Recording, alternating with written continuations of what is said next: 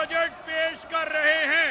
ये तारीख में पहली बार हुआ है कि इतने मुख्तसर तरीन वक्त में इतने बड़े मंसूबों के लिए इतनी तेजी से बजट फराहम किया जा रहा है।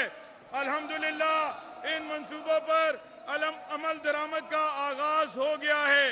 जनाब स्पीकर, ये कायदे मोहतरम जनाब मोहम्मद नवाज शरीफ साहब और खादमे अवाम जनाब शहबाज शरीफ साहब की पंजाब और पाकिस्तान के अवाम की मिसाली खिदमत की ताबिंदा रवायात का तसलसल है, जिन्होंने तेज रफ्तारी से अवामी खिदमत के मंसूबे बनाए, शफाफियत और ईमानदारी के रिकॉर्ड बनाए, मेयार पर समझौता ना करते हुए कारकर्दगी का ऐसा आला नमूना कायम किया जिस पर पूरा उतरना आसान नहीं।